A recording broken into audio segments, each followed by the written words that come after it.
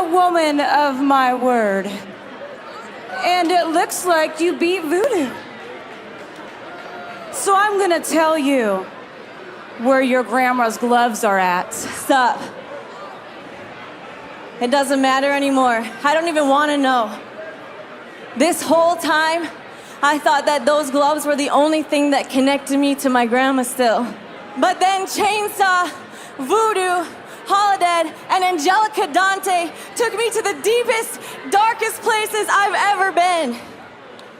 And they messed with my head. But unfortunately for them, I fought with my heart. Yes, she did. And I realized that everything I needed to be great was already within me, and that my grandma is still with me, even without those gloves. AJ, the intentional fortitude, lives within Kandi Krush. I defeated the monsters! Yes, she did. And I will continue to rise and conquer! Let's go!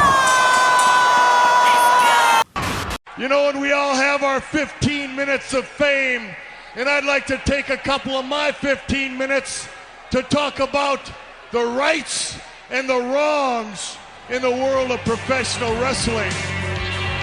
And it is for the WWE Championship. This match is for the ECW World Heavyweight Championship. For the World Heavyweight Championship. The match and new NWA Heavyweight Champion. We appreciate you guys coming out and taking your time to support women's wrestling in America. This match is for the AWA World Heavyweight Wrestling Championship. Welcome, ladies and gentlemen, to another edition of the Rights and Wrongs of Pro Wrestling Podcast. This is your host, Mr. Green, and we are another week up, another week down. It is episode 27 of WOW. They are still trucking along. And, you know, let's just go ahead and just give it up for them right now. Bravo to them. Because this was one of my major concerns when WOW returned back on the air, that they were going to continue to do the same thing that they've been doing. Let's shoot for a season, we'll stop, and then we'll come back after, you know, a couple of months off, and then we'll do it again, and blah, blah, blah. But every time that has ever happened, it has always left room for things to go wrong. People to leave, contracts to come up, TV networks to cancel, just things to go wrong. And I cannot say that I'm anywhere responsible for this. I don't know that, but I've advocated via this podcast for years because, yeah, I know some of y'all don't know that WOW's been around forever, on and off, that is, but they've been around. But I've advocated for years. I mean, since the point that they returned the first time, and I think, what was that, 2013, somewhere around there, that they should not take breaks. They need to keep going. You know, I don't know how they was going to manage to do that. I wasn't aware of their budget. I don't know what their shooting schedule is or whatever, but they shouldn't take any breaks. This needs to just keep on rolling. And lo and behold, they are still moving along. I don't think I introduced myself. This is Mr. Green, and I will repeat the name of the show. You're listening to the Pro Wrestling Podcast, the Rights and Wrongs of Pro Wrestling Podcast. And we are going to go through another edition of the show. And we're going to talk about a couple of different things along the way, too, because there have been a couple of, I don't want to say big occurrences that aren't big, but just a couple of things that happen to be existing in the world of women's wrestling, not necessarily WOW. I mean, the bulk of this is going to be on WOW, but, you know, every once in a while I might slide in and out of that. So that being the case, let's get to it. And we're going to start the way that the show kicks off with their new opening sequence, their opening graphic and all that good stuff. You know, I'm going to take a moment to give another set of praise here. I know I've said it in some other podcasts, but I am going to reiterate the fact here now. I don't know if they fired the people that were producing that show originally. I don't know if somebody else came in and decided to take the production in a different direction. I don't know if it was just a wholesale not recasting, but refitting for the crew positions. I don't know what circumstances created the idea that they needed to change something the way that the show was presented. But bravo to whoever did it and to whoever made that decision. Bravo. I mean, if I were giving grades to WoW's production team, let's forget the in-ring talent and commentators and all that just for a second. If I was given a grade, particularly considering what has been improved or changed or whatever the case may be, camera work at this point, A. Lighting in the building and for the crowd, A. Audio, where I can actually hear the crowd, and even if they're doing sound sweetener, it doesn't sound as obvious. That I can hear the audience, good or bad. I can hear the audience that they are up or they're down. The editing of the show and editing/direction of the show in terms of camera work, the way that they cut on the action and whatnot. It is not overdone the way that they did before, where whoever was editing the show would cut on everything, like punch, cut, kick, cut, slam, cut. It was very jarring, but now they actually let it kind of run. So for direction and editing, hey, whoever is responsible for that, get this man or woman a raise. They deserve something. Whoever got the ear of whoever is greenlighting this thing, I can only assume is David McClain.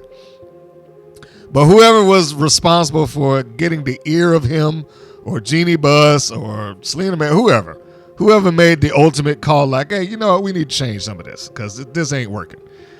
Give them a raise, something.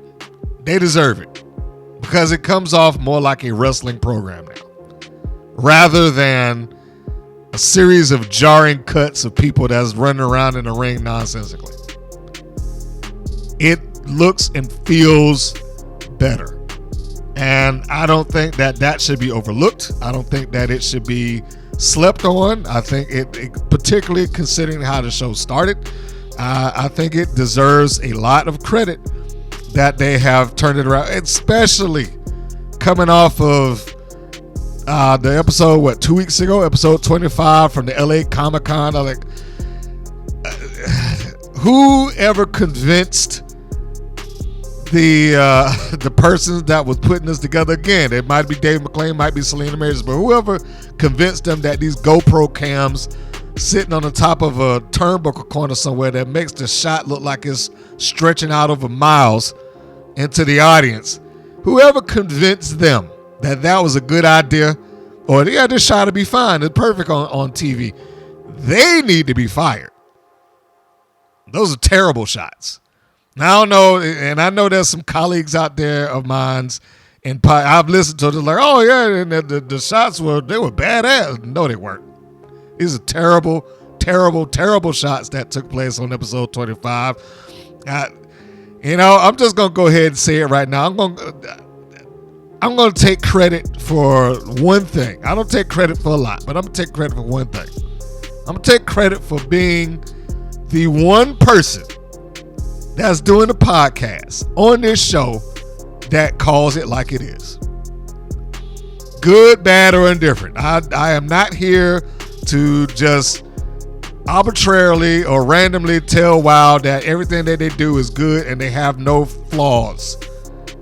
I call the good and I call the bad and everything in between. And I'm the only one that does. And until I hear or see another podcaster or anybody that's reviewing that show that does the same thing, I will continue to hold that title. I am the one that calls it like it is.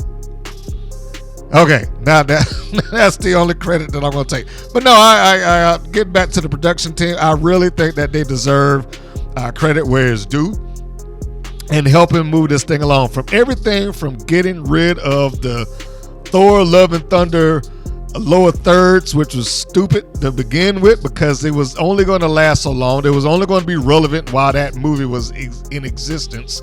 And if you weren't getting some sort of sponsorship off of it, then why bother? You know what I mean? It just didn't make any sense to me to do that.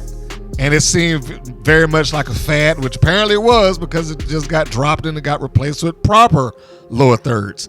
Like I said, the lighting, the audio. I mean, we can actually hear the theme music of the wrestlers coming to the ring now. Just think about that. I mean, that's a small thing. It's a very small thing, but it's an important thing. You can hear the theme song of the wrestlers coming to the ring. That is a big portion of the presentation in pro wrestling. It has been a big portion of the presentation of pro wrestling for like the last 30 years. So I didn't understand necessarily why they were drowning it out originally, which they were doing. If you go back and watch those first couple of shows, they almost completely drowned out the theme songs. You couldn't hear it. It was talked over. It was ambient noise over it. You faintly heard it, but you really couldn't make it out. Now you can actually hear it. And I know you're not listening for lyrics and stuff like that, but it's just nice to hear that these people have a theme. And it sets the tone for who they are and what they're doing. I mean, now, you liking the themes or not, that's, of course, that's up to you, but how can anyone ever argue the point that theme music isn't important in a pro wrestling presentation? I don't know how any person could ever argue that. Have you ever gone to a wrestling show and the first opening chords of a song took the audience away? Whether that be a song that was custom made, like what WWE does when they have Jim Johnson or Jimmy Hart or the CFOs or whoever's doing the music now, or when you had places like Smoky Mountain or ECW where they used popular music to kind of bring the person's in. Regardless of which version of it is, there's always been the case of when you got the opening chords of some songs, it changed the atmosphere of the crowd. For those people that may be old enough and actually went to an ECW show, if you ever been, I had the opportunity to get to one. As a matter of fact, I got to ECW pay-per-view. But if you've ever been and you were sitting in that audience when the opening chords of Enter the Sandman hit, or Walk, or I can't remember Shane Douglas's theme right now off the top of my head. But when you got the opening chorus of those, that especially Enter the Sandman, that crowd went nuts. It's kind of the same thing when you got Steve Austin. People waited for the glass to break. As soon as they hear it, up on their feet. You can say that The Rock, that's a perfect example. I mean, I forget which year it was, but I think it was with Breakdown 1990. I could have the year wrong, but it's a triple threat match, and this is going to be my suggested viewing for you since I'm just kind of making examples of great entrances. The triple threat match: Ken Shamrock, Mankind, The Rock. They played it, and this is when The Rock was first being turned by the audience back babyface. He had been Rocky Maivia, then he turned to The Rock and he was a heel. But then he started, he was cool, so he started getting over, and people started liking him bit by bit, little by little, until the point where they started cheering him, even though he was not a full-fledged babyface yet. This is the point where they turned him. The audience turned him. But to hear that audience explode when the opening chorus of his song came out, because he had Shamrock, he gotten into the ring. And they cheered for everybody. Mankind, same thing. His music comes, he got into the ring. And then they let it sit for about 10, 15, maybe 20 seconds. Probably not 20 seconds, but it felt like a long time. They let that audience into a small lull. until it was quiet enough to where you heard over the loudspeakers, "Do you smell what The Rock is cooking?" And they just explode. They explode. That right there is a prime example of what the importance of a song can do. So, all of that to say, the production value that has increasingly gotten better with WoW, including the audio, bravo to them. And I hope it gets better. I hope it gets to the point that the music for the WoW girls gets to where the opening chords of it can key off a reaction like that. But it's going to take some time, and it's going to take personality out of the girls. That's a whole different thing. But, you know, at least they have the opportunity to try to get there. It also should be pointed out for those who didn't know, because I don't think WoW advertised it yet. I'm not sure why they wouldn't.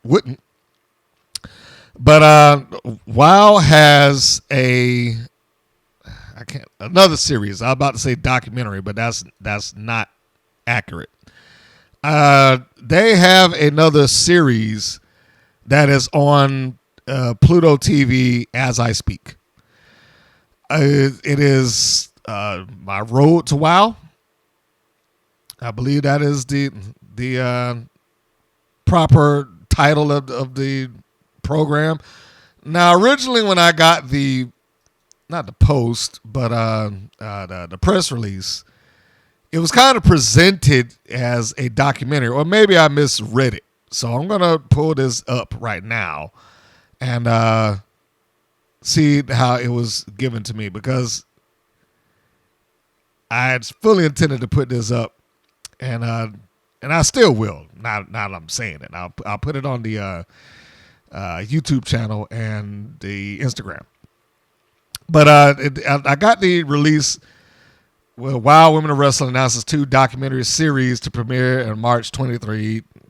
March not 23, but 2023 on Pluto TV. So, I misread that. 2 documentary series, not 2 documentaries.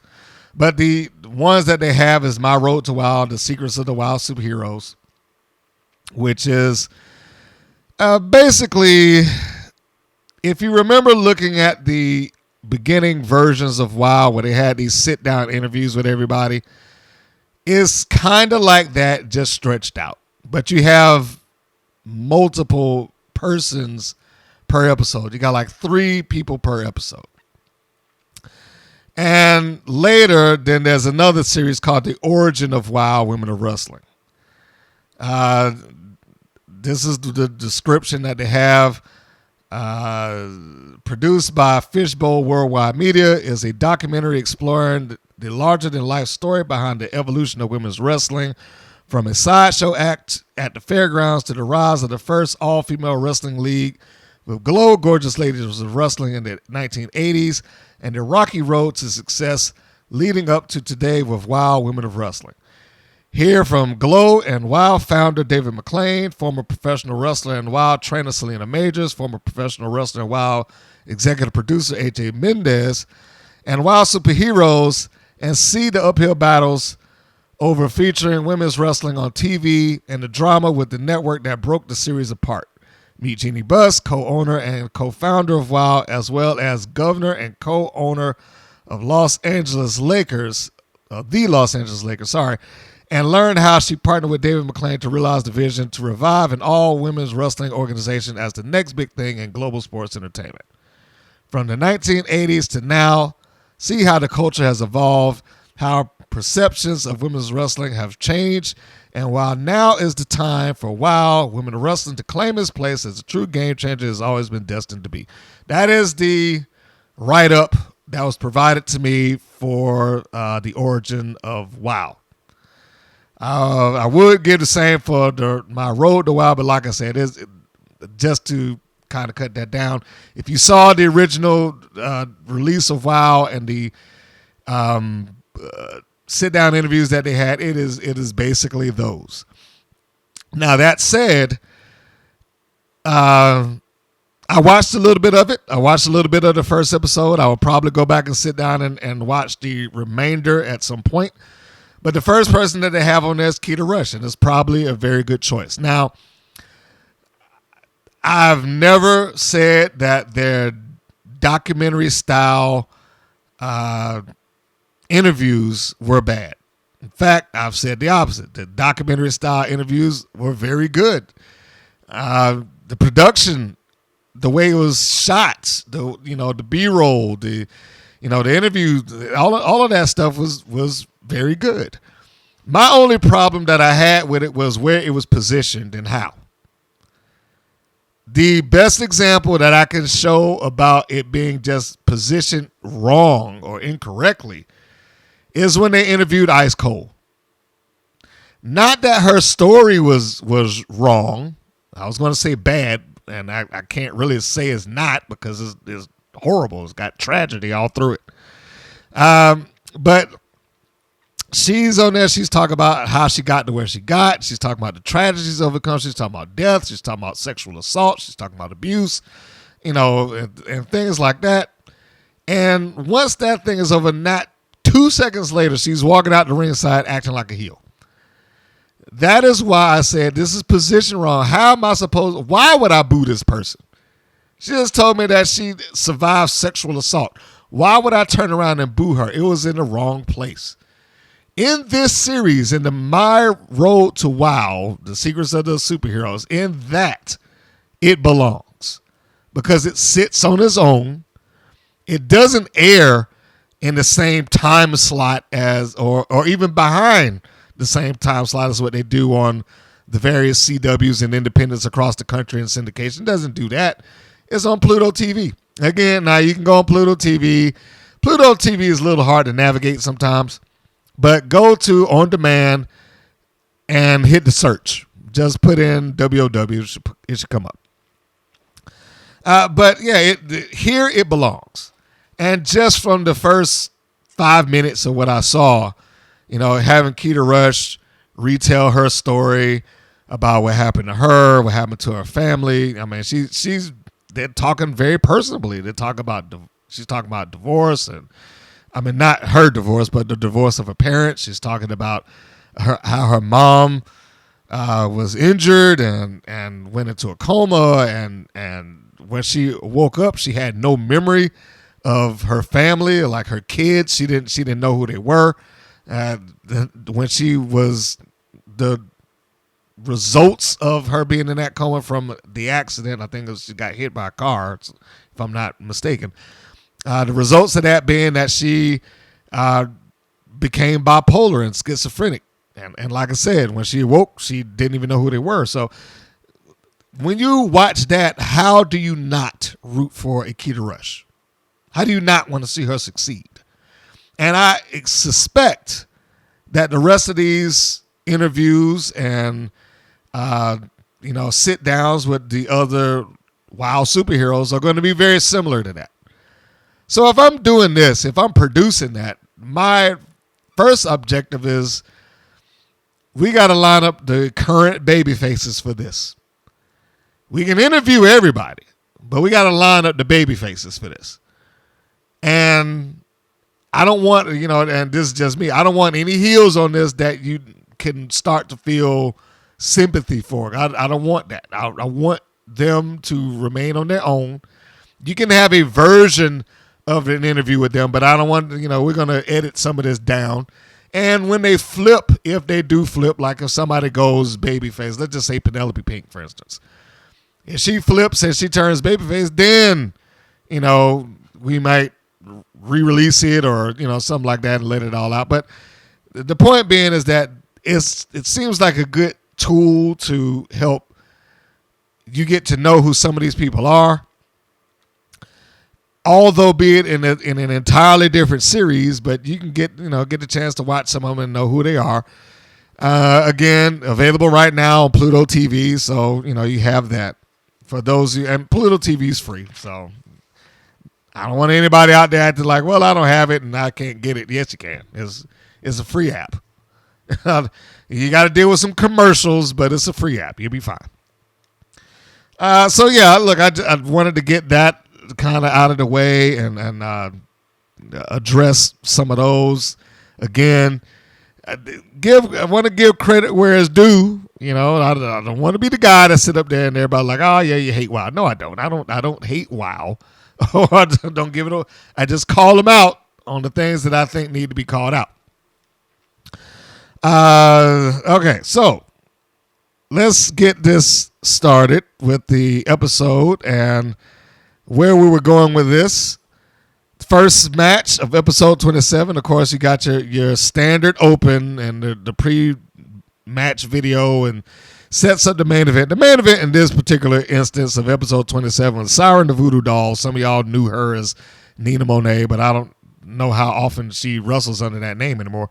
And Kandi Krush. So that is the main event. Now, keep in mind, the main event is largely built around the angle of Kandi Krush's gloves being stolen. They were stolen like in episode 9. So this has been months. And I won't go into that now because that probably is part of the not so good. So first match, Tiki Chamorro versus Genesis of Exile with Exodus and Ice Cold. My first note that I wrote when I saw Ice Cold come out is, why is she there? And where is Malia Hosaka? At no point, unless I completely tuned them out, did I hear them explain anything about why Malia wasn't there and Ice Cold was. Ice Cold at this point is a lost child. She has no one that she hangs with. She just kind of floats around from one thing to the next, and she has no discernible angle or storyline or anything that she's participating in. She's just with other people. And now, whereas that's not necessarily a bad thing, she needs to have direction. She needs something to do. If she's going to be there, she doesn't need to be some hanger-on and just following along like a lost puppy to whomever will accept her. She needs to do something on her own, good, bad, or indifferent. Because, again, what can you say about this? What can you say about Ice Cold just being there? It is somewhat pointless. Then I don't see what purpose this serves. Again, it wasn't explained. But WoW has a problem doing that. Sometimes they explain things 2 or 3 weeks later. We'll get into that too. So anyway, the match in and of itself was fine. Genesis looked impressive, coming out with the nunchucks and stuff like that. Seems like she was taking the role of being the lead face of Exodus. Oh, Exodus is a partner. Exile. It seemed like she was taking the role of being the face of that particular faction at this point. Maybe just because she's the de facto leader because Malia isn't there. I don't know. But this was an underdog match. She being Genesis was primarily in control of the matchup. Kind of Tiki did get her spots in, but Genesis was kind of portrayed as being in control, and she maintained control, and she played the arrogant part, and she did good being the arrogant heel. Drops Tiki and goes for a cover. Tiki hooks the leg and like the back of her neck, rolls through and gets a surprise roll up and wins the match. And I thought that was good, especially for who Tiki has been portrayed to be. She's been kind of like this, I'm smaller than most other people, I'm an underdog. So her scoring a win out of the blue in such a fashion, I thought was perfectly fine. And again, Genesis did a good job being the bullying heel, in my view. What I thought was a little mistimed was after the match, Genesis gets the microphone and basically is like, no, this isn't happening. This isn't verbatim, of course, but she's like, all right, get her, attack, So she's standing there in front of Tiki while Tiki's got her hand raised by the referee, and she's seeing this woman who she just beat until her two friends on the outside attack. And she just kind of looked around like surprised, like, hey, what's going on? What's happening? Like it didn't occur to her to leave. And she had maybe a good 5-6 seconds to get off, to leave or try to do something. Make it look like she was making the effort to escape, but she didn't do that. So they come in, Exodus and Ice Cold, they come in and attack her, beat her up a little bit before the twins come out for the save. Again, no problems here because once you attack somebody, the clock is ticking before somebody should be coming out there, security or referees or friends or otherwise, which is why I had such a problem with that Princess Aussie angle a couple of seasons ago, but we won't go into that. So the twins and Chamorro come in. Well, I shouldn't say they come in. The twins come in and run Exile and Ice Cold off. Now, I guess the only other flaw that I would say is McClain and Dickey refer to the Island Dynasty before they actually say it in the ring. So they got a little bit ahead of the group naming themselves. It's like, the Island Dynasty, I like that. And then they follow behind like, yeah, with the Island Dynasty. So they got a little bit ahead of that. But I guess that's a small thing, a small price to pay. The next segment was the championship recap segment, and this is where I start having problems with plot holes and inconsistencies or just making stuff up just because. This segment was while retelling their history to try to explain plot holes that took place weeks or so earlier. And when they talk about and the utilization of the secret wildcard rule. I was like, okay, really? The secret wildcard rule. The secret wildcard rule. Why did this have to be a secret, first off? For what reason did this need to be a secret? Other than to cover up the fact that Penelope Pink was in a match that she wasn't supposed to be in. This was a poor explanation. I could have come up with a better. I'm sorry, and I know there's a lot of times I'm like, hey, look, I couldn't have did no better or nothing like that. But I'm gonna say in this particular case, I could have came up with a better explanation. Easily. They already had somebody in the match. They had Vicky Lynn McCoy. Just have Lana say, look, I gave the slot to her. I'm the boss of this group. Vicky Lynn is my enforcer, and I chose Penelope Pink to go in there. So, I called my lawyers up, and I had that qualifying entrant ticket or contract or whatever you want to call it transferred legally over to my representative. Penelope Pink's in there because I want her in. End of story. Didn't require some sort of ridiculous thing like, oh, well, we had a secret wild card rule. That's just absurd. And this was never mentioned beforehand. It's not like they set the tone of this. It would have been a different thing if leading into this, they say, hey, we got qualifiers, and guess what, folks? There's going to be a secret wild card rule that somebody's going to be able to pull out of the lottery, and even if they lose, they'll be able to come in. If they did that, then it would have made some sort of sense. But to say it 2 weeks after the fact, to try to explain it away is just ridiculous. They'd have done better to do what I suggested. Get this woman in her house with her cell phone, tell her, look, buy a tripod and hook this phone up and sit down and cut the promo and explain it. And we're done. That's it. That would have gone over easier than some absurd rule that they just came up with just because. And Vicky Lynn not being in it is almost never explained. And I'm sorry. They did say something. They, again, retelling the history. Pink won with help from Vicky Lynn McCoy. I'm like, what help? What did she do? She wasn't even there. She never showed up. And it's not like these things are hard to find. You can go back to the episode and look at it. It's right there on the YouTube channel. So why even say something like that? With help from Vicky Lynn McCoy, what help? What did she do? Her spirit help guide her along? or the ghost of Vicky Lynn McCoy came in and intervened for her benefit. I was like, what did she do? If she's going to be the enforcer and you don't want her to be a champion, then just say that. And it didn't do any good for that. It was like Penelope Pink won already. We've seen that. So let her have it. It's bad enough that she won a match that was drastically and horribly cut down. But to then take the victory that she did have and then credit it to her needing help to somebody who rarely wins at all is also ridiculous.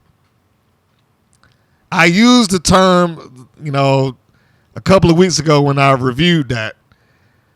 And this is all due respect to Foxy Fierce, but she has not been presented like a main event player. She just hasn't. Majority of her matches she's lost. She's won a few. Now I had to go back and do the research. I think she's won like 2, but she's been there for weeks. She just has not been presented like a main event person. And so I stand by the rule that, it would be the equivalent of Steve Austin beating up the Brooklyn Brawler in the main event of Raw. Like, who are you expecting to win here? You expect Steve Austin to win. Or taking, Roman Reigns, who's a current star, and sticking him in there with Chad Gable or Dolph Ziggler. That's probably a better example. I don't even remember if I said that before, but Dolph Ziggler, that's probably a good example. Because it's not like Dolph isn't talented. It's not like Foxy isn't talented.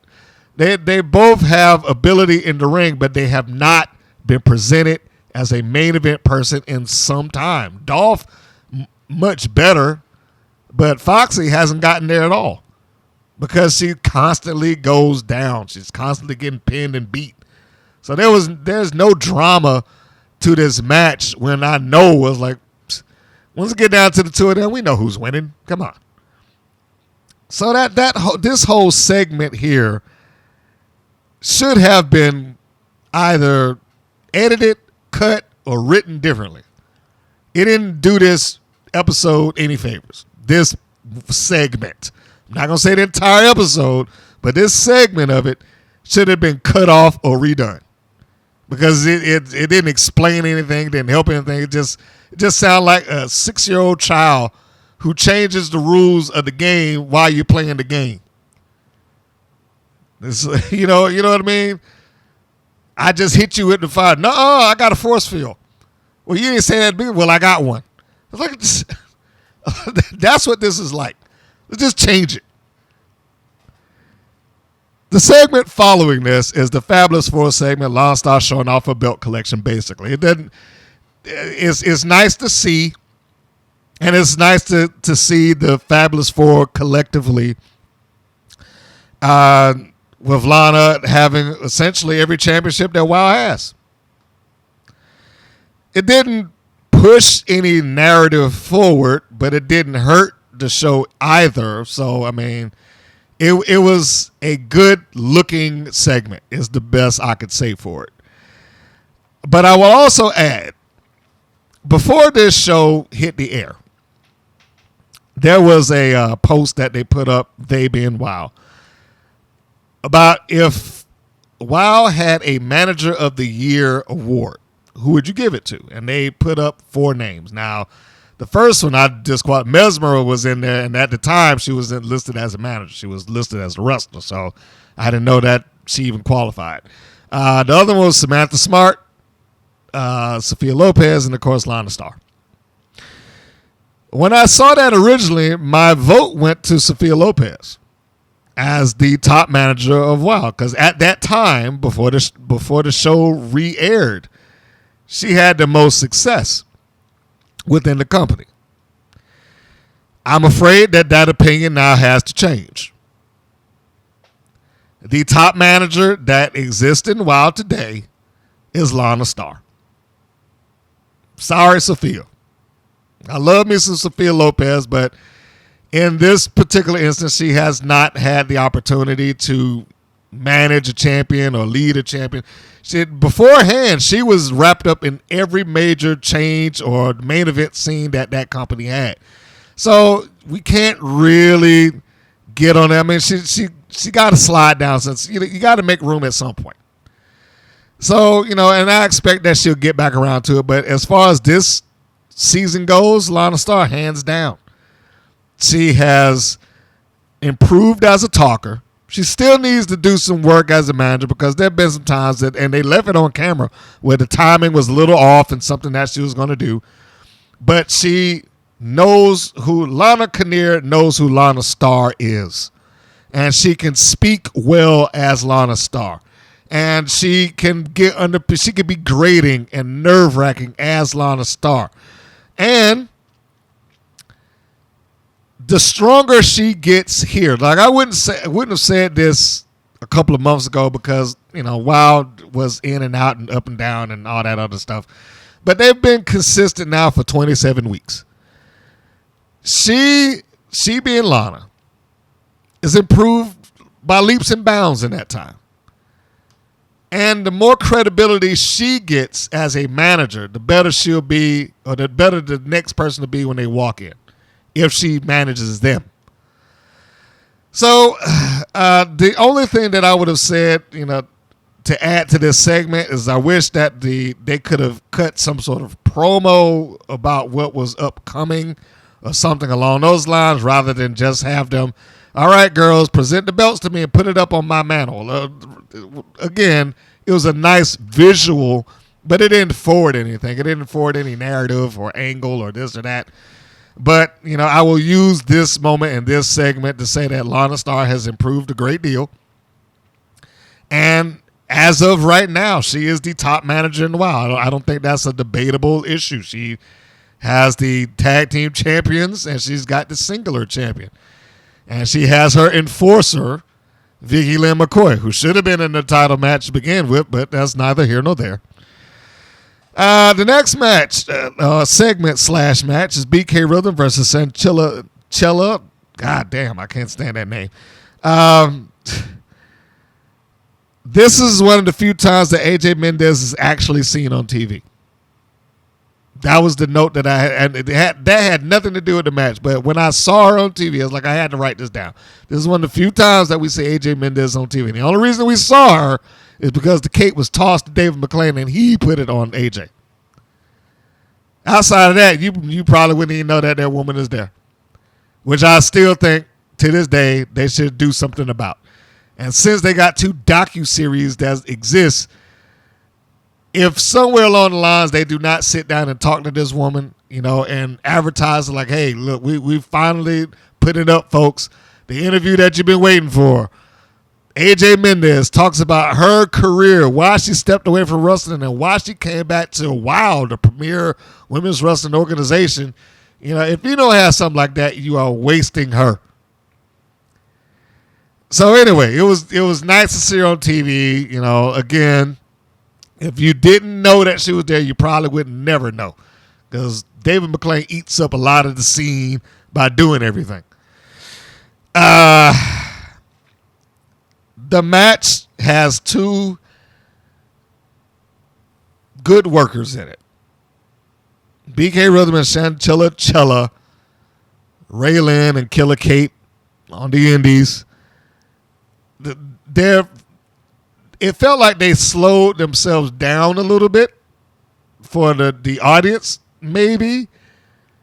I mean, to be able to follow along, because I know I've seen them work a faster pace than this in different matches, but it felt like they slowed themselves down just a little bit for, I guess, the WOW audience live and the WOW audience on TV.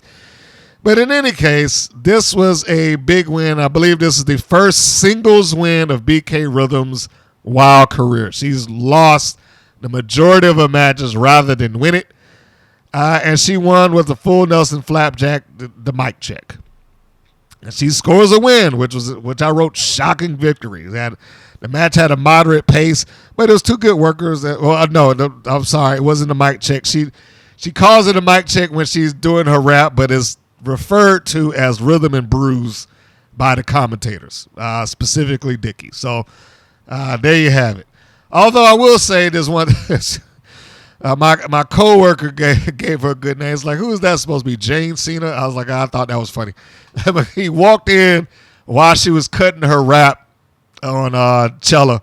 And that was the first thing I was like, who that's supposed to be? Jane Cena? So, yeah. But you're going to draw that kind of comparison. You know, when you have stuff like this, you are going to draw that kind of comparison. Because, let's face it, the WWE is the biggest dog in the yard. They got like 98% of the wrestling market. So anything that you do is going to be comparative of that.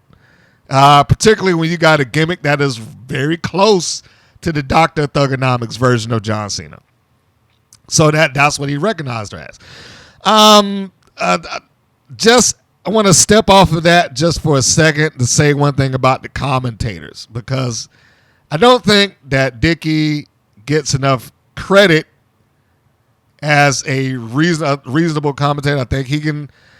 There's always room for improvement, right? There's always room for improvement, but he does a good job. And I have advocated for this as well. I don't think they need a 3-person booth. That's just doing what the WWE does. Everybody has done it. It's like the WWE starts using 3 people, then everybody starts using 3 people. You don't have to follow that. It's not a necessity to have 3 people on the call. In fact, I would go back to what I've advocated for. You only need the 2. And given the fact that I know this is his baby, and I know he probably wants to be part of the show, but Dave McClain doesn't have to do everything. He opens up the show with welcome to. He opens up the show. He's the host of the show. He's the interviewer of the show. He's the lead commentator on the show. He's the first voice you see on the documentary series. Does the same thing. Welcome to WoW. And then they sit down and talk to him. Not to say that they shouldn't talk to him. They probably could have used a different open. They didn't need to have that one. But he's in a lot of different things. And sometimes he chews up the scene by being too big. You know, I believe that commentating booth would jump up by leaps and bounds if David, you can't cut him because he founded the thing. But if he chose to step down and allow Dickie and AJ Mendez to do their job, it would allow AJ specifically to be able to broaden herself out. Because I don't know how much she offers in a 3-person booth. In a 2-person booth, she'd almost have to give something. It would have to be a back and forth. It would have to be, here's my. And now I'm not saying she doesn't give anything. They pitch to her. They ask her opinion. They do stuff like that. But it probably would be better in presentation if you just had the 2. Because I do believe that Dickie has worked with that company long enough that he understands what David McClain wants out of him. He's probably done this long enough to know how David McClain chooses to illustrate the story and call the match and, keep it lighthearted or whatever the case may be. I mean, because everybody has their own variation of how they like commentating. And I think that he's been there. He being Dickie has been there long enough to understand what is being asked of him. So I don't really see the problem in them giving him the chance at this point. Just out of loyalty to the company alone, he deserves a shot. I mean, what's the worst case scenario here? You give him a couple of weeks with just the 2 of them in a 2-person booth, and if they don't do what you want to do, just go back to it. You're not going to lose anything. The people who watch WoW now are not going to suddenly just turn off the TV because Dave McClain isn't on the call in the booth. The people that watch WoW are going to watch WoW. That's just all it is. They have their audience. I'm not sure if they've expanded that audience or not, but they have their audience, and I don't think that audience is going to leave just based on that. If I had anything to add to Dickie's commentary, and I'm going to say this, I'm going to speak directly to Stephen Dickie right now. If I had anything to add to your commentary, And take what I'm saying with a grain of salt. Yes, I have done commentary also, but I'm going to say that has been for independent wrestling companies and individual matches. And I also, outside of me talking to the promoter, like, give me an idea what it is that you like and what you want and what you're doing. Outside of that, I really didn't have a governor over top of me. So take what I'm saying with a grain of salt. Okay? Now, everything I think that he does on the commentating booth is fine. I just would suggest one change. Cut back on the amount of WWE-based moves that you call.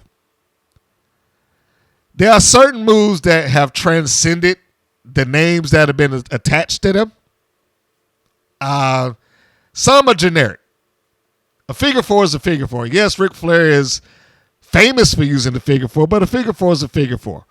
A torture rack is a torture rack. Lex Luger, it was his move, but it wasn't called the Lex torture rack. It was just a torture rack, right? In cases like that, I think it's fine.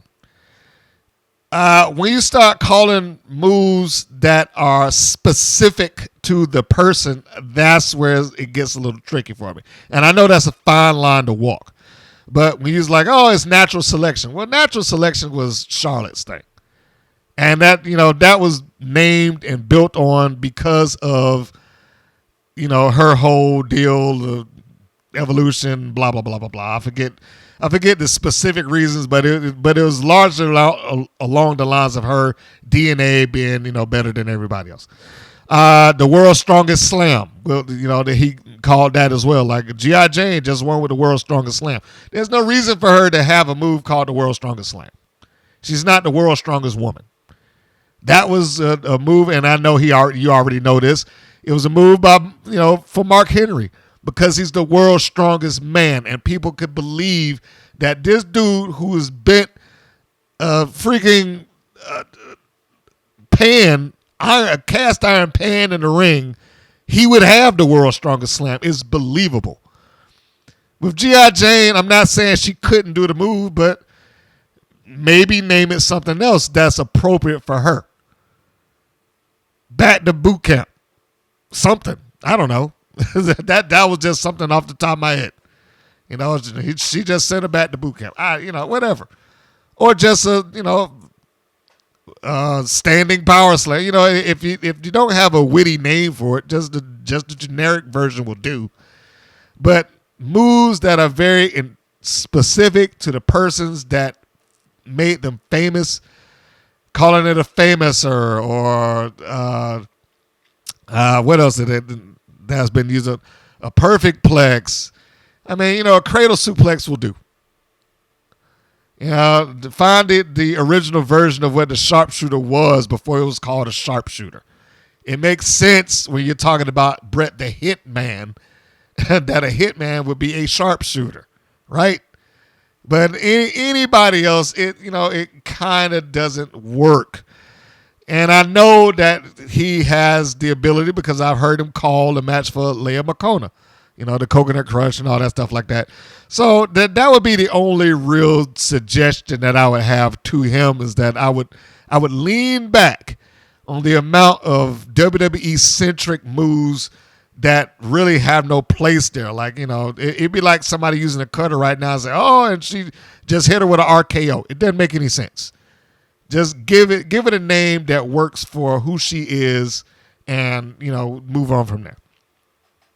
I've had my say. All right, so the next segment was the Mother Truckers segment and the lead-in for this match. Now, the Mother Truckers are an interesting pair and storyline. I mean, I am almost positive that this was a dream come true for both of these ladies, being a mother-daughter team. Because I know I said it before, but Big Rig Betty, who worked as Amazing Maria on the Independents, had wrestled for a long time. And as far as I know, she only stopped out of injury. So to see that she was joining WOW was a little bit of a surprise to me, but I think this was the last opportunity that she had to, A, work a national television program, and B, work with her daughter. And she got a chance to do both. So that was a big thing. But I also knew, just because of the injury, that she was going to be somewhat limited in the ring. You really don't see her take a lot of bumps. I was surprised that she took a bump in this match. But largely, if you go back and you watch it, the opposition works around her. Her being Big Rig Betty. And Holly Swag is the one that goes in there and she takes it, she gets the heat on her. She gets beat up and tossed around and all that stuff like that. So the segment that they're talking about with the Mother Truckers, how they got there and towed the car for the Fabulous Four and all that, which I didn't particularly care for that angle, only because it was shot well, only because it didn't make a lot of sense to me. And just to recap, the concept of them being there, the Mother Truckers, is that the Fabulous Four break down in their car. They call for a tow. Holly Swag gets there with the tow truck. It's too many of them to get in there in her tow truck, so she calls her mom with the big rig.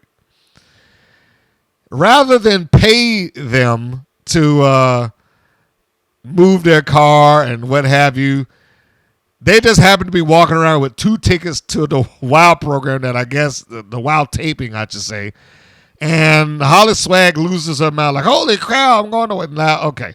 So you got to kind of stretch your field of imagination to accept that, because outside of like Super Bowl tickets or Final Four tickets or WrestleMania or Wimbledon or some other major event that goes on in the world, I doubt that anybody would barter tickets for the job that I'm doing. But like I said, you got to give some concessions to storyline and showbiz, right?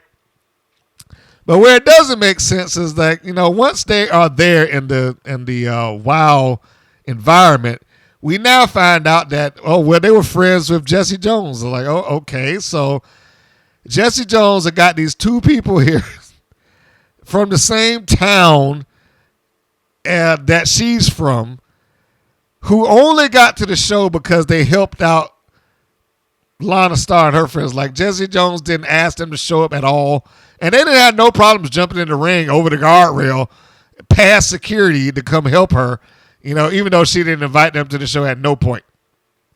But again, like I said, we're trying to give concessions to showbiz or whatever you want to call it. So they recap that and the fact that the Mother Truckers want a championship match or title shot. So we go into this match, right? They are taking on Samantha Smart's new pairing of G.I. Jane and the Disciplinarian. As I just said, we don't really see a lot of Big Rig Betty taking bumps and stuff like that. Generally speaking, she works as the cleanup hitter. And that's pretty much what this was. This was a standard truckers match. I've only seen like 3 of them, but they basically all follow the same rules.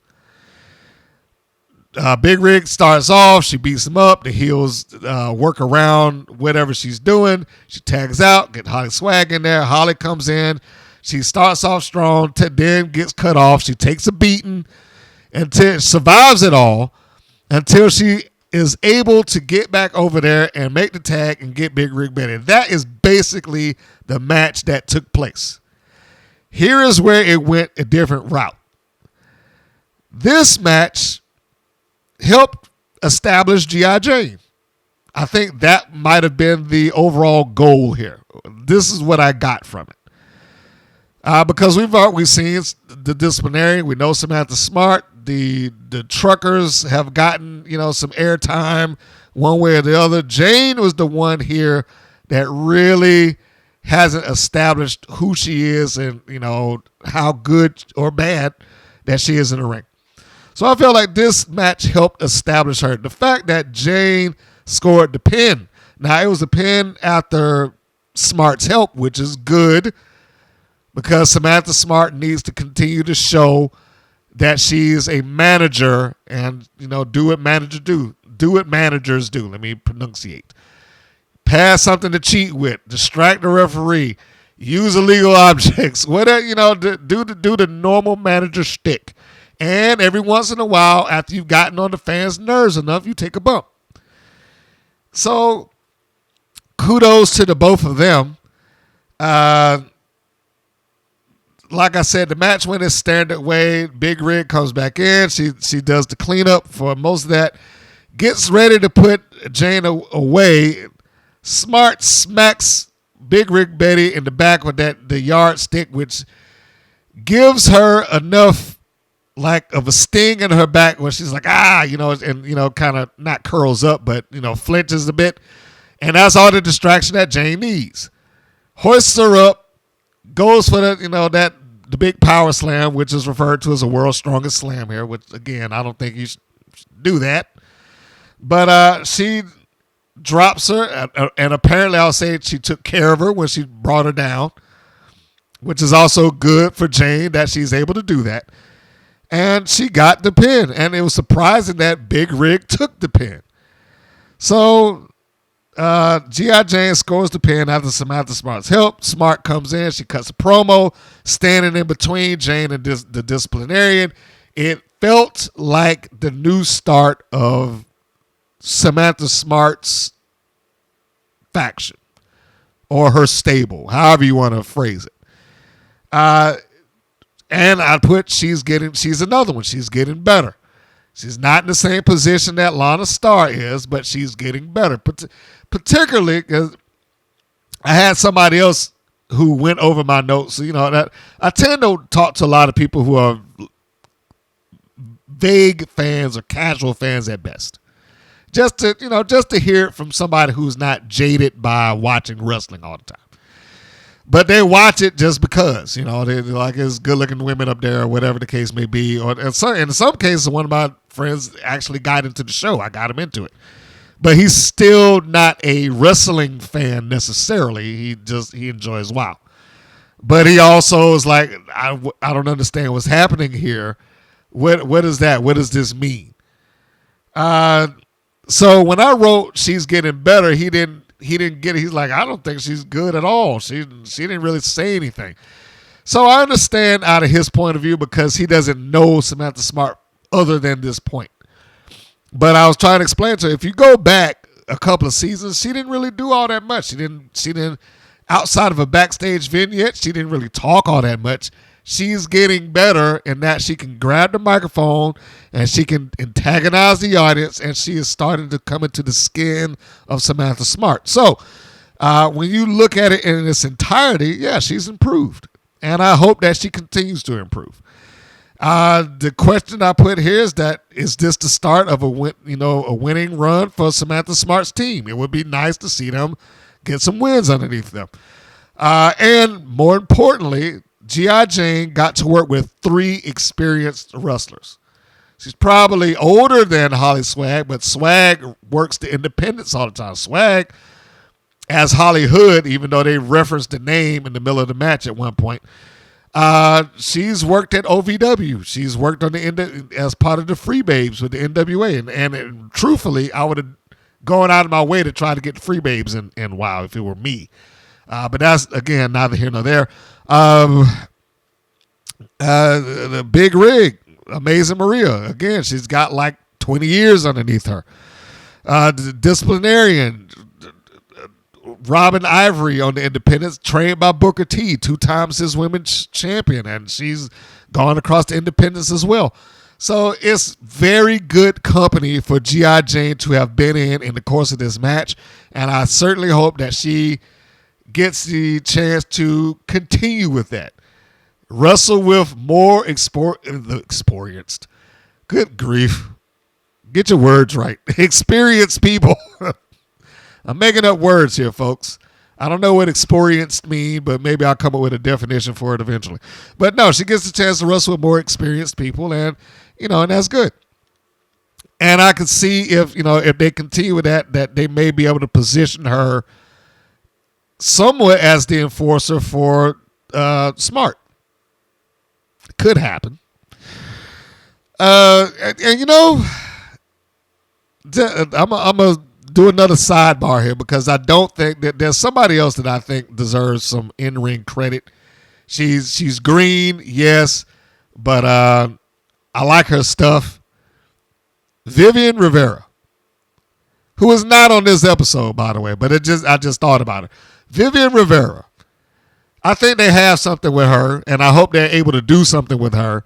And if I were in that writer's room or whatever, because you need to get her, because I go back to the promo that she cut. It was a simple promo, and it was quick. It didn't really tell a big story other than, I want the championship. But that's all the point that she needed to make. But the thing that I remember is, and this is episode 25, if people want to go back to it, it's probably one of the only bright spots of that episode, is that she spoke with conviction. Vivian Rivera spoke with absolute conviction. So whether she came up with that on her own or they handed her a script, which I hope they didn't, she was able to deliver the goods and make it sound like she meant every word that she said. And then when you look at her in the match of her and Robbie Rocket, she did well. If there ever was a case of somebody that I would say encourage them to go into independence and try to work some other matches so they can get better for your show, it would be Vivian. G.I. Jane would be a strong number 2. They need some other seasoning, and they need to be in people who are better in the ring, who are people better than them, so that they can learn. And not just go off of what the wild school. I'm sorry, but that's only going to take you so far, and it's only going to be relevant to if you're working WoW. If they go and they wrestle someplace else and they get the chance to work with other people, it's only going to improve their game by leaps and bounds. So, yeah, Vivian Rivera, G.I. Jane, I think that both of them would get a world of difference if they actually wrestled someplace other than WoW. I'm pretty sure that's blasphemy within the WoW universe. But, yeah, go someplace other than WoW and get some practice. Work some people. Work some people who know what they're doing and they're good at it. And you can learn the psychology. You can learn, how this thing works, better timing, all that good stuff. Rather than looking like a deer in headlights when certain things come across. That was 3 matches already. So now you're down to the main event. Now, here is where the show takes a turn. This is Siren the VooDoo Doll versus Kandi Krush in the main event. The good thing here is that the match started with aggression, as it should, because Kandi Krush had been portrayed as being somewhat abused and bullied by, we'll call them the monsters of the dark side or whatever. That was a big positive, that she came in and it was treated like there was anger there and aggression, and I want to get even. I'm almost positive that Siren got Kandi Krush through the match. I'm nearly positive that she probably either put it together or called it or both. The match in and of itself was fairly basic, and again, I think Siren probably orchestrated it that way to keep it within Krush's skill set. Because again, I know that Nina or Siren has worked longer, stronger matches, but she's working around someone else who isn't as experienced as her. Krush ultimately wins with a Superwoman punch from the second rope. Just jumps off, nails it, boom. 1, 2, 3, and we're done. Then out comes Angelica Dante, which I was surprised that she showed up. I fully expected for her to be forgotten about and for this whole thing to disappear. She comes out and she comes to taunt / concede And this is the most important part. She basically walked out there like, hey, I'm a woman of my word. You just won, so I'm going to tell you where your gloves are. And as that comes out of her mouth, Krush cuts a promo about she no longer wants it or needs the gloves. And she gives this promo, and, you know, I thought I needed the gloves to be connected to my grandmother, and this, that, and the other, and the power is within me, and I don't need it anymore. Let's go, whatever her catchphrase is. This was maybe the singular most anticlimactic end to a months-long feud that I've ever seen. And I put in my notes, is this done? Question mark, question mark, question mark. If she did not do this to get the gloves back, then why did we do this? This person is on the outside of the ring telling you, after you've jumped through hoops, mind you, and beaten everybody, and had multiple matches and several weeks, months really, of this whole thing of chasing these gloves and crying about it and everything else under the sun, now we get here and we have this anticlimactic match because it wasn't a big blow-off match. And I don't need him anymore. On paper, that sounds good. The execution of that was not.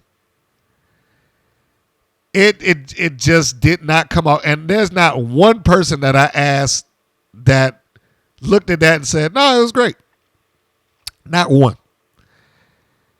It's like, why? This felt like such a waste of time. Why did I invest in watching this person, wanting them to get their property back, their gloves that they've been whining and crying about, and now just like, well, no, I don't need them. The power was in me all along. Let's go. Again, poor execution. Poor execution.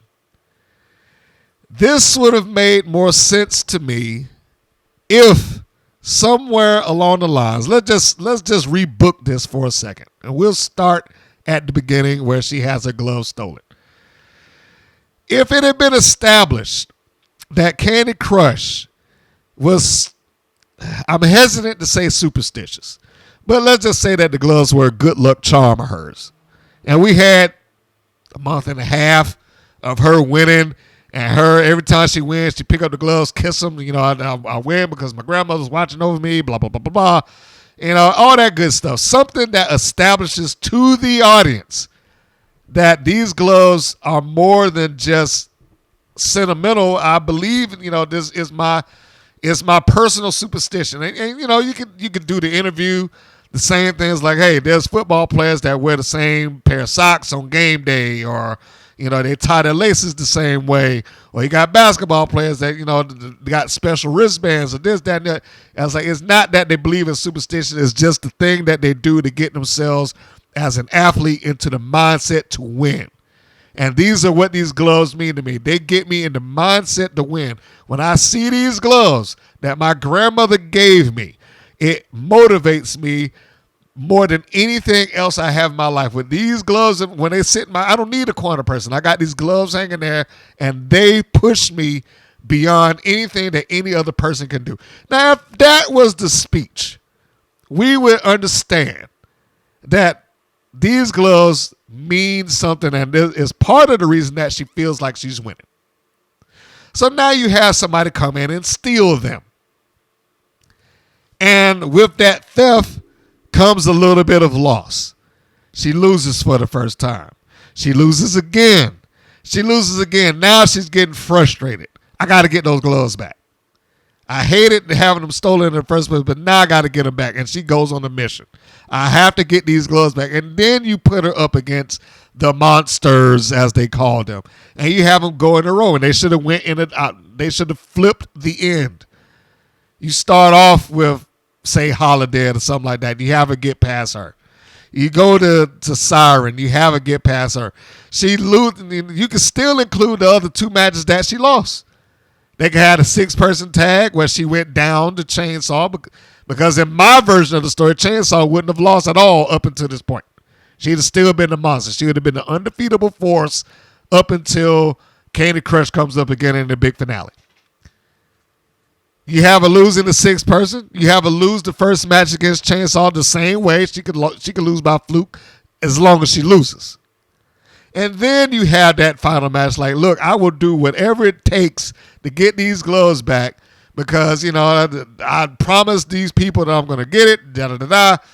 And then you present the last match. All right, well, she already beat you, but I'll give you another shot because, you know, this is going to be your last opportunity. You got to beat my monster, my sister, Chainsaw. And when she beats you, you're going to walk out of this door because you won't have anything here anymore. You're going to give me your contract. And I'm going to tear it up in front of your face and watch you get your bags and walk out of here forever and go back to your losing ways and boxing too. You know, something. Give that final match some oomph. And so she comes in, last match, then you have the blow off. And you get an epic match. One of them that should go past commercial break. Every match that's in there shouldn't fit into a nice, neat 10-minute package that they have. They get 4 matches with the exception of episode 25. They get 4 matches every episode, no matter what. And they've only had one show that deviated from that. This is one of those cases like you need to have the match actually be epic. You've waited weeks for this. It's time for a blow off, and that blow off needs to mean something. So in this scenario, she would be overcoming the odds. She would be beating the unbeaten. Beats Chainsaw, puts her down. Angelica Dante begrudgingly has these gloves that she's agreed to, and she's going to give them back to her. And then you hand it to Kandi Krush. She gets the gloves. She can hold on to them, and then she can cut the speech like, you know what? I thought I needed these gloves in order for me to be successful here in a while, but you actually did me a favor. You made me understand that the gloves were just a representative of my inner spirit or this, that, however you want to phrase it. I don't need the gloves anymore. I'm glad I got them back, but they're going back in my house. I'm going to put them on my shelf where they belong, and they'll be safe from everybody, including you. But I don't need to have them in my corner anymore. I don't need to do this the way that I've been doing it before because I now know that I belong in WoW. I am as good as anybody in this company, and one day I will be champion. So you didn't hurt me by putting me through these hoops. You actually helped me, and you made me a better WoW superhero for it. And I will be seeing you in the main events. I will be the champion because that is my next objective in this company, to win the WoW championship. Let's go. That's a promo. And that's how you end it. But what do I know, right? Yeah, I mean, look, it could have been so much better. It just, again, I think on paper, that angle probably read better than what it came off as. But there was no way to make this match feel any bigger or better. It didn't have a big fight feel. It didn't feel like a blow off. And what I mean by that is, like, WoW doesn't have any pay-per-views that they do. They don't have any TV specials or anything like that. They have a series of matches, and they promote a match on their show as, this is the big one, folks. This is the main event, blah, stuff that they do. Every once in a while on that program, I think they should change up the presentation of the match just to make it a little bit bigger. And I know I've said some version of this, but whether that be bringing in a different ring announcer, whether that be having people in the corner, whether that be getting security there, having people, just something to change the look visually so that people can look at it like, oh man, something, because they don't have a pay-per-view to stick that on. But you can get that. Or for that matter, you got an agreement with Pluto TV or some end with Pluto TV, put a special on there. I don't understand why you couldn't. You clearly have an end with them. We're like, hey, look, we're going to be doing this match. We got a 2-hour special happening. This is going to be on Pluto TV this April, whatever. And all of these matches are going to come down. The tag team championship, this championship, the match for the gloves, the ladder, whatever matches you want to toss in there. The point being is that to have a big time feel to it would have changed a lot of that. Having an established reason that she felt like where the promo made sense, that the power was in her all along, because Dave McClain reinforced that, like, oh, she realized that the power is in her side of all of it, which is a corny line. But, I mean, look, you can use it. It just needed to have something else where it was already established that she felt like she needed it for quote-unquote power, which she didn't. And then the story ends with, I realized I do not need it. It's in me all along. I mean, so, you just try to say it as seriously as you can and not come off like a goofball on TV. So that was a lot of the episode. That was episode 27. Well, I shouldn't say a lot of. That was all of the episode. It was fair, but that main event gave it a nosedive. Tiki Chamorro versus Genesis, BK Rhythm versus Chantilly Chella, the Mother Truckers versus G.I. Jane and Disciplinarian prop this show up. Nina Monet did a fine job in the match. Kandi Krush did a fine job in the match. Everybody did well. And I'm not going to sit here and be like, they ruined. No, they didn't. This has nothing to do with the talent that was in the ring. This has everything to do with the execution of how it was put across. The same complaint that I had on episode 25, except it's not the entire show. It is not anything to do with the in-ring talent. It is everything to do with how you have presented this. The presentation of WoW gets crappy sometimes. And, and I will go back and I'll reiterate, the two biggest things that WoW has working against them is the fact that they have multiple times where they're out of sequence and out of order, and they have plot holes, and they have to try to plug them up as best that they can, and sometimes they can't. They just say stuff and hope that it sticks, or hope that you don't pay attention to it. That and cases like this, where the execution of said things just come off wrong. Or, it just doesn't match the direction that they were going in. Those have been the biggest things. And unless they can fix that, I go back to saying WoW gets by because their fan base is the WoW fan base. And they haven't stretched beyond that very much. The people that are watching WoW are the people who are going to watch WoW. It's not like they've dug into and set their teeth into the wrestling market and gotten more people over. These are the people who are waiting on WoW to begin with, largely. Based on the ratings that I saw. I know the first version of it I saw, the ratings took a dip going into the new year. But they basically hovered around 125,000, somewhere around there. Which again, it goes back to the people that are watching it are probably the people that are watching it. So they're not really getting a bunch of other wrestling fans to watch this. Although they should, and they should try, and that's the problem. If they exceed beyond and they get those fans, then they're going to fall under the same type of scrutiny that the NWA falls under, that Impact Wrestling falls under, that MLW, that AEW, that WWE. All of them fall under wrestling scrutiny at some point. WoW escapes that because they're not looked at and viewed in the same way.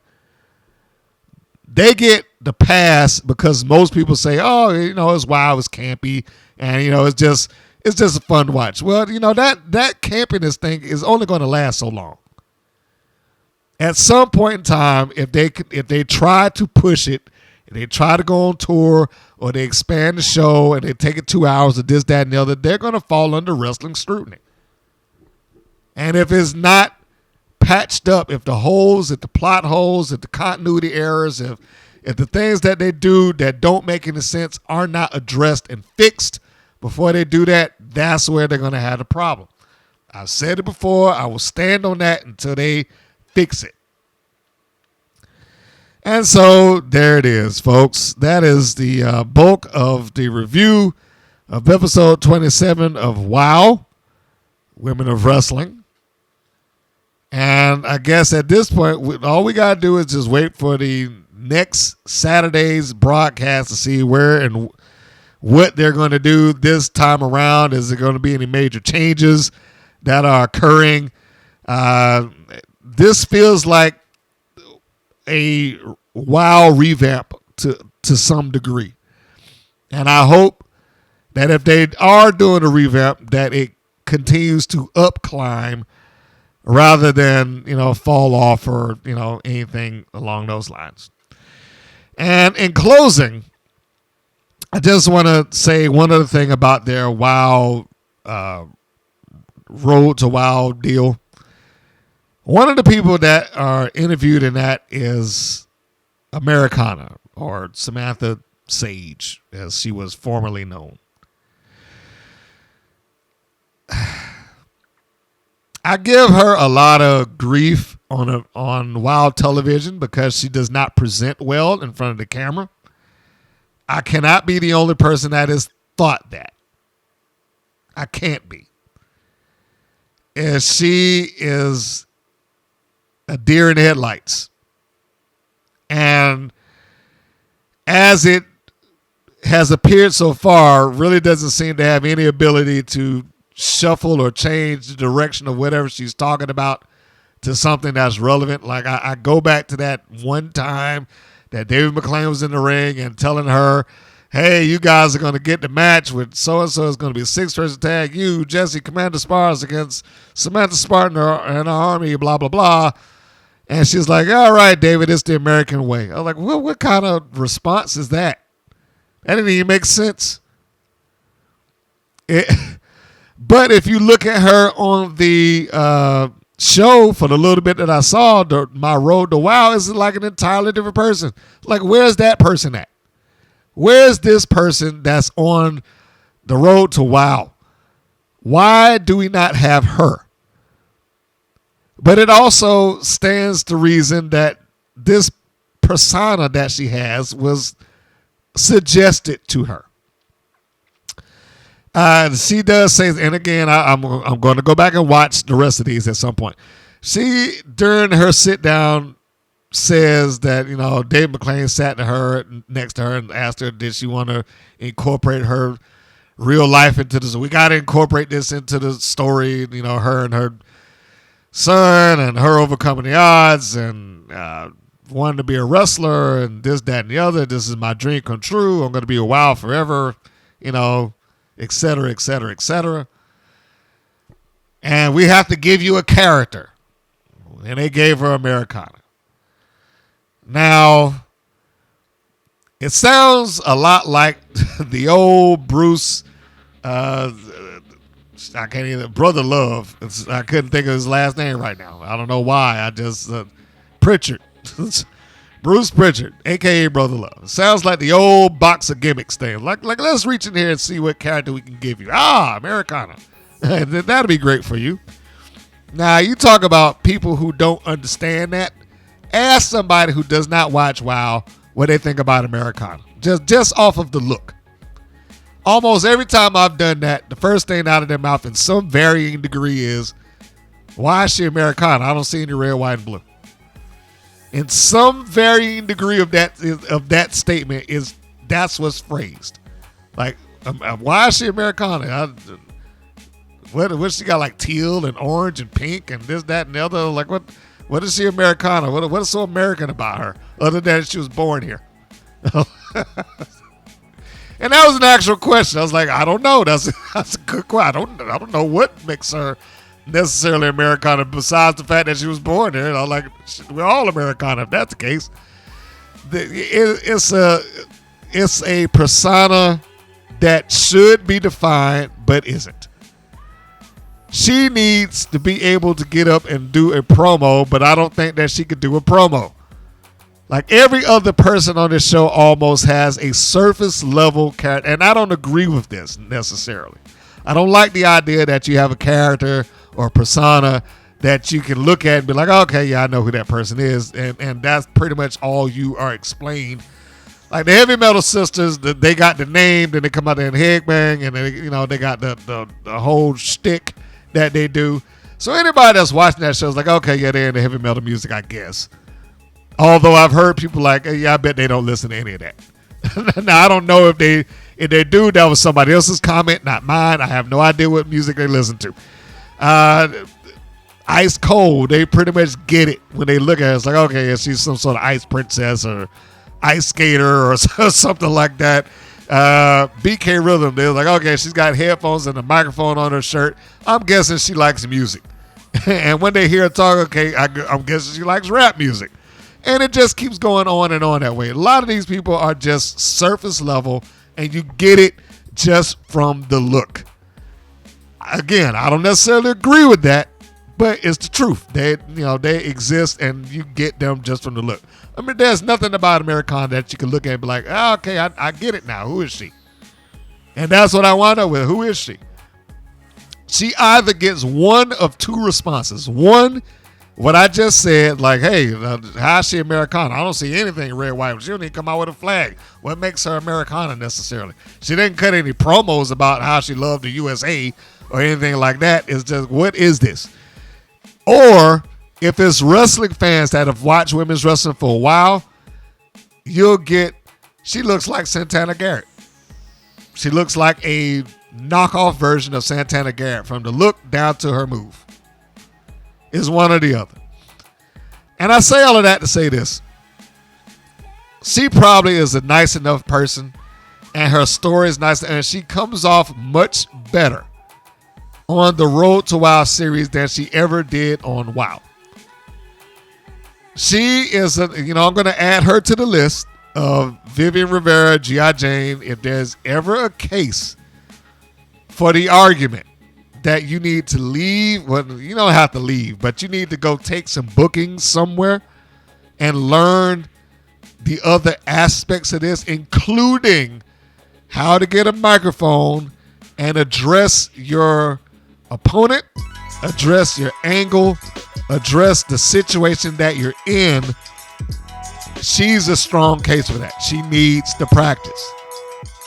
If she's going to stay there, because if she exists as Americana currently is, and her only saving grace is the fact that she has a son that she lets come in anytime she wins or anytime she's celebrating, that will get old. Like, you can't have him walking into the ring and hugging mommy and her friends forever. She's got to be able to stand up on her own 2 feet and get by on her own at some point. But we'll see if WoW ever does that. It's not like they listen to me. So, folks, that is the show. That is review. You know what? I think I'll put together a WoW report card at some point. That might be something that needs to be done. Like, here's the things I like about it. This is what I think they should do. Here's what I think they should improve, and here's where they failed at, or something like that. And that'd probably be fun. It might be nerve-wracking for me for a while too, but it might be fun. So I'll think about that. That might be a nice project to try. Okay, so that said, I think we have covered everything. That's another episode up, another episode down. Thank you for listening to this podcast and listening to my review. If you have any comments, please leave it in the comment section. If you have anything that you'd like to share or you ask a question, you can also leave those in the comments, or you can go to the website, you hit the contact button, it will get right over to me ASAP. All you gotta do is go to WPNWrestling.com and hit the contact button. It will send it right over. And while you're there, you can, that is the hub for everything that the WPN does, including the 24/7, 7 days a week broadcast that exists on that website. If you need a palate cleanser, or you want to see some of the wild superheroes before they were wild superheroes, go there. You can always check that out. You can go onto our YouTube page and seek out the matches directly. And you'll see a couple of people who were wrestling here before they were famous, including Kiera Hogan before she was on AEW television, including Gigi Dolan when she was Priscilla Kelly, including Nina Monet before, I should say Siren the VooDoo Doll when she was Nina Monet. And you could just go on. And Jessie Jones when she was Jessie Bell. You can just go on and on and on. They're all there. And then there's some people that you haven't heard or haven't seen who are extremely talented, and you may be seeing them for the first time. So head on over there, WPNWrestling.com. It will introduce you to a lot of familiar faces and introduce you to some people that you might not have known. And with that, folks, we are done here. We are wrapping this up. This is Mr. Green saying that oh man, did I just mess up my ending? Let's rewind that. Let's roll this back. All right. This is Mr. Green saying that this is Mr. Green saying so long, and we will see you on the next go round. Take care, everybody. Thank you for listening to the WPN's Rights and Wrongs of Pro Wrestling. If you have questions or comments, please contact us via our Facebook or our YouTube channel at the Women's Pro Wrestling Network. If you're new to the WPN, feel free to subscribe to our channel and like our page.